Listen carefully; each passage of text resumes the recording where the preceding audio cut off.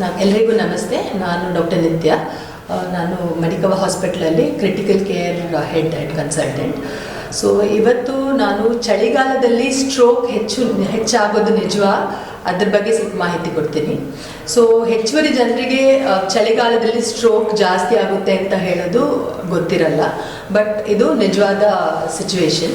So ಯಾಕೆ ಈ ಥರ ಸ್ಟ್ರೋಕ್ ಜಾಸ್ತಿ ಆಗುತ್ತೆ ಅಂತ ಹೇಳಿದರೆ, ಚಳಿಗಾಲದಲ್ಲಿ ಚಳಿನ ಕೌಂಟರ್ ಮಾಡಲಿಕ್ಕೆ ಬ್ಲಡ್ ವೆಸಲ್ಸ್ ರಕ್ತನಾಳಗಳಲ್ಲಿ ನ್ಯಾರೋ ಆಗುತ್ತೆ. ಓಕೆ, ಮೇನ್ ಯಾಕೆ ಈ ಥರ ಆಗುತ್ತೆ ಅಂದರೆ, ಹೀಟ್ ಹೊರಗಡೆ ಹೋಗಬಾರ್ದು ಅಂತ ಹೇಳೋದಕ್ಕೆ ಬ್ಲಡ್ ವೆಸಲ್ಸ್ ಸ್ಮಾಲ್ ಆಗುತ್ತೆ, ನ್ಯಾರೋ ಆಗುತ್ತೆ.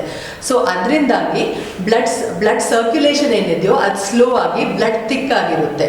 ಸೊ ಬ್ಲಡ್ ಥಿಕ್ ಆಗಿರೋದು one of the risk factors for stroke. So ಇದರಿಂದಾಗಿ ಸ್ಟ್ರೋಕ್ ಹೆಚ್ಚಾಗುತ್ತೆ.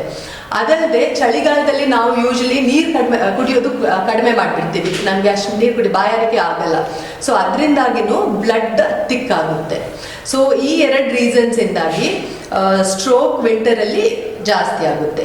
ಇದಲ್ಲದೆ ಇದು ಫ್ಲೂ ಥರ ಅಂದರೆ ಇನ್ಫ್ಲುಯೆನ್ಸಾ, ಇದು ಕೋಲ್ಡ್ ಕಾಫ್, ಈ ಥರ ನಮಗೆ ಇನ್ಫೆಕ್ಷನ್ಸ್ ಚಳಿಗಾಲದಲ್ಲಿ ಜಾಸ್ತಿ ಆಗುತ್ತೆ. ಈ ಇನ್ಫೆಕ್ಷನ್ಸಿಂದನೂ ಸ್ಟ್ರೋಕ್ ಜಾಸ್ತಿ ಆಗೋ ಚಾನ್ಸಸ್ ಇರುತ್ತೆ. ಸೊ ಇದೆಲ್ಲ ರೀಸನ್ನಿಂದಾಗಿ ಸ್ಟ್ರೋಕ್ ವಿಂಟರಲ್ಲಿ ಜಾಸ್ತಿ ಆಗುತ್ತೆ. ಸೊ ಸಂತೋಷದ ವಿಷಯ ಏನಂದರೆ, ನಾವು ಇದನ್ನೆಲ್ಲ ಪ್ರಿವೆಂಟ್ ಮಾಡ್ಬೋದು. ವಿಂಟರಲ್ಲಿ ಸ್ವಲ್ಪ ಪ್ರಿಕಾಷನ್ಸ್ ತಗೊಂಡು ಸ್ಟ್ರೋಕ್ ಇನ್ಸಿಡೆನ್ಸ್ನ ಕಡಿಮೆ ಮಾಡ್ಕೋಬೋದು.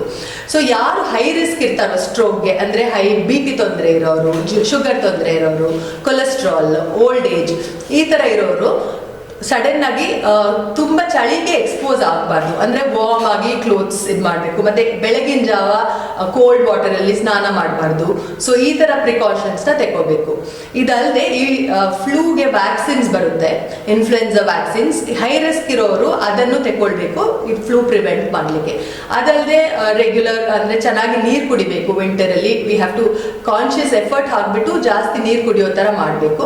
ಅದಲ್ಲದೆ ಎಕ್ಸಸೈಸ್, ಈಗ ಮನೆಯೊಳಗೇನೆ ಸ್ವಲ್ಪ ಹೊರಗಡೆ ಹೋಗ್ಲಿಕ್ಕೆ ಆಗಲ್ಲ ಅಂತ ವಿಂಟರಲ್ಲಿ ಎಕ್ಸಸೈಸ್ ಮಾಡೋದು ಕಡಿಮೆ ಮಾಡಿಬಿಡ್ತಾರೆ ಜನರು. ಸೊ ಮನೆಯೊಳಗಡೆ ಸ್ವಲ್ಪ ಎಕ್ಸಸೈಸ್, ಯೋಗ ಈ ಥರ ಮಾಡೋದ್ರಿಂದ ಸ್ಟ್ರೋಕನ್ನು ಪ್ರಿವೆಂಟ್ ಮಾಡ್ಕೋಬೋದು. ಅಲ್ಲದೆ ಸ್ಟ್ರೋಕ್ ಸಿಂಪ್ಟಮ್ಸ್ನ ರೆಕಗ್ನೈಸ್ ಮಾಡಿಬಿಟ್ಟು ಆದಷ್ಟು ಬೇಗ ಟ್ರೀಟ್ಮೆಂಟ್ ತಗೊಂಡ್ರೆ that will be also helpful. So ಇವಾಗ ಡಾಕ್ಟರ್ ಕುಶಾಲ್ ಮಾತಾಡ್ತಾರೆ.